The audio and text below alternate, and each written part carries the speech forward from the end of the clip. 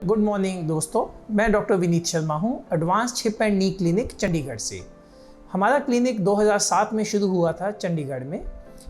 हमारी क्लिनिक जो है घुटने और कूल्हे के प्रॉब्लम्स के पेशेंट्स के लिए एक स्पेशलाइज्ड सेंटर है। हमारे पास all over India, specially north India और सेंट्रल इंडिया से पेशेंट्स आते हैं अपनी घुटने और कूल्हों की प्रॉब्लम्स के लिए। मैंने यूएस से 3 साल की हिप और नी रिप्लेसमेंट की ट्रेनिंग ली है। 2007 से मैं इंडिया में ही चंडीगढ़ में प्रैक्टिस कर रहा हूँ। पिछले 14 वर्षों में हमने 5000 से ज़्यादा पेशेंट्स की घुटने और हिप जॉइंट रिप्लेसमेंट की सर्जरी सक्सेसफुली की है। फ्रेंड्स, हम ऑस्टियोआर्थराइटिस जो कि एज रिलेटेड घुटनों का घिस जाना या घुटनों में वियर एंड टियर हो जाना, उसके बारे में बात करेंगे। ऑस्टियोआर्थराइटिस या ओल्ड एज में घुटनों का दर्द क्यों होता है? इसका सबसे कॉमन रीज़न है एज। जैसे जैसे हमारी एज बढ़ती रहती है, घुटनों में दर्द की समस्या बढ़ती रहती है। 50 साल की उम्र पे अप्रॉक्सीमेटली 15 से 20% पॉपुलेशन को ऑस्टियोआर्थराइटिस है। जैसे कि हमारी एज बढ़ेगी, 65 ईयर्स की एज पे ऑलमोस्ट 35 to 40% जो पॉपुलेशन है उनको ऑस्टियोआर्थराइटिस हो जाती है।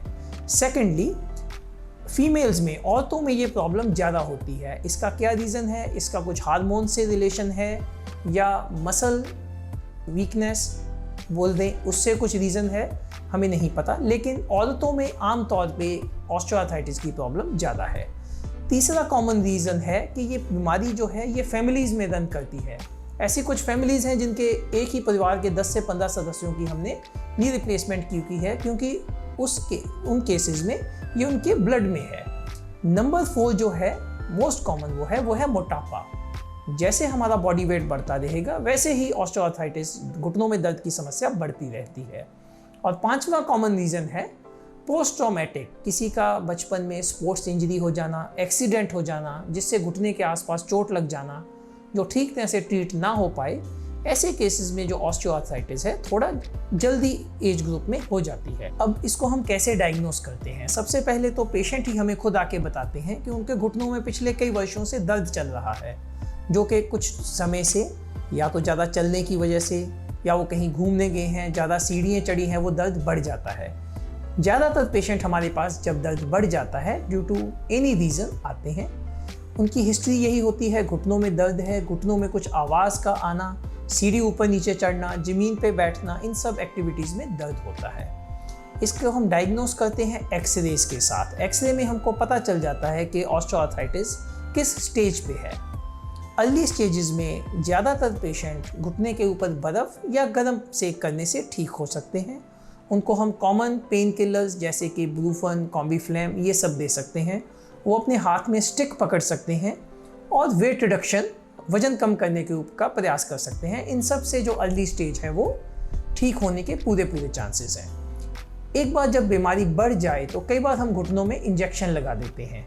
उससे भी जो प्रॉब्लम है 6 महीने से 1 साल तक जो दर्द में रिलीफ मिल सकता है। Now I will briefly talk about knee replacement surgery. What is knee replacement surgery? Knee replacement surgery में इट इज़ अ मिसनॉमर। इसमें हम घुटना रिप्लेस नहीं करते। कई लोगों का ये मानना है कि हम घुटने को ऊपर और नीचे से काट के नया घुटना फिट कर देते हैं। ऐसा नहीं होता। एक्चुअल में इसका नाम है नी रिसर्फेसिंग सर्जरी। हम सिर्फ घुटने का वही पार्ट चेंज करते हैं जो कि घिस चुका है। मैं आपको एक मॉडल के हिसाब से दिखा देता हूँ। ये एक नॉर्मल आदमी का घुटना है। ये जो आप ब्लूइश चीज़ देख रहे हैं ये घुटने का कार्टिलेज है। यंग नॉर्मल पेशेंट में ये जो कार्टिलेज है ये बहुत ही स्मूथ सरफेस होता है। जैसे जैसे हमारे घुटने में डीजनरेशन घुसना शुरू हो जाता है तो ये ऐसे हो जाता है। अब आप दोनों में कंपेयर करके देखेंगे तो इसमें थोड़ा इरेगुलर है। ये जो कार्टिलेज है ये लॉस हो चुका है और ये लास्ट स्टेज है जिसमें घुटना पूरी तरह से डैमेज हो चुका है। ऐसे केसेस में जब पेशेंट्स चलेंगे तो उनके घुटने से आवाज़ भी आएगी, क्योंकि बोन के ऊपर रब कर रही है, स्मूथ कार्टिलेज नहीं है, तो इसलिए उनके पेन भी होगा। तो ड्यूरिंग सर्जरी हम क्या करते हैं? हम सिर्फ घिसा हुआ पार्ट, ये जो आप 5 से 6 मिलीमीटर का पार्ट देख रहे हैं, हम सिर्फ इतना ही पार्ट रिप्लेस करते हैं और इसको हम एक आर्टिफिशियल प्रोस्थेसिस है, ये जो 3 से 4 पीस हैं, इसके साथ हम रिप्लेस कर देते हैं। सो एक्चुअली ये नी रिप्लेसमेंट सर्जरी नहीं है, ये नी रिसर्फेसिंग सर्जरी है। काफ़ी पेशेंट हमसे ये पूछते हैं कि हमें सर्जरी के बारे में कब सोचना चाहिए। क्या हमको सर्जरी उसी टाइम करवा लेनी चाहिए जैसे ही हमारा नी पेन शुरू हुआ, और या हमको वेट करना चाहिए जब तक दर्द बिल्कुल ही इनटॉलरेबल हो जाए?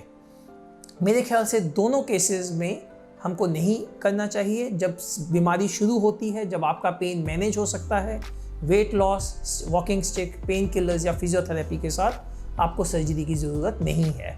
आपको उस स्टेज की भी वेट नहीं करनी चाहिए कि जब आप बिल्कुल ही बेड पे लेट जाते हैं, क्योंकि ऑस्टियोआर्थराइटिस में ये नहीं है कि सिर्फ आपके घुटने घिस रहे हैं। जब आप एक्टिविटी नहीं करते, जब आप रेगुलर वॉक नहीं कर सकते, तो आपकी मसल्स जो हैं वो भी वीक हो जाती हैं, लिगामेंट्स भी वीक हो जाते हैं।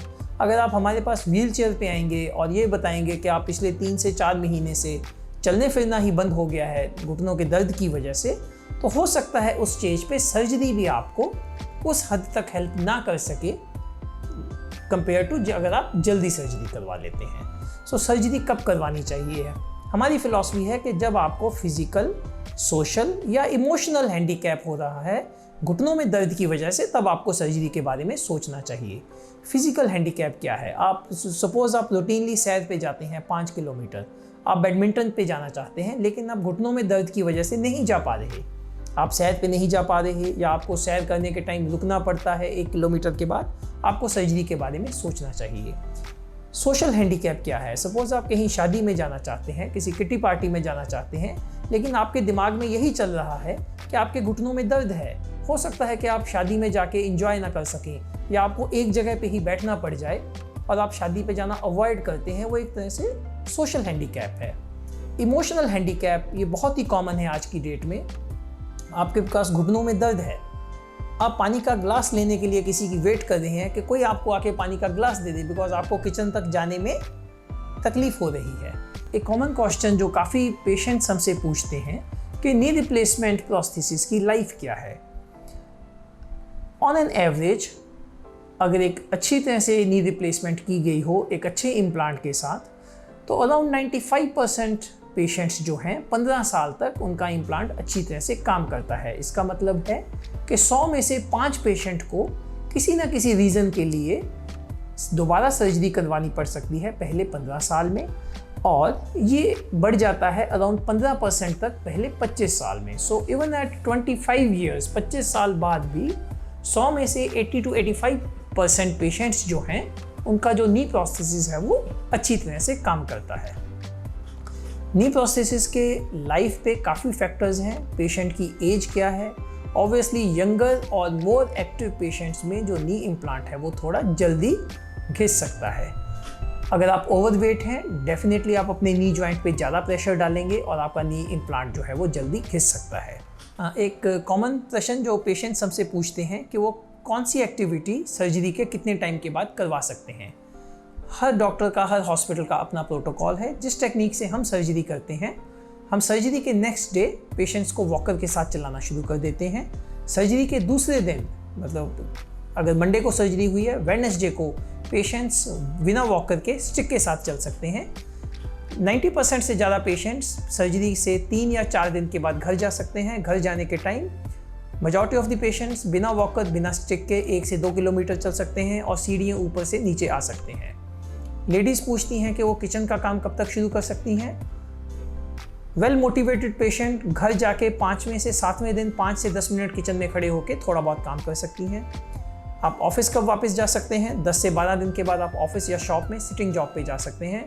घर से बाहर 2 से 3 kilometre walk may be 10 to 12 days के बाद आप शुरू कर सकते हैं।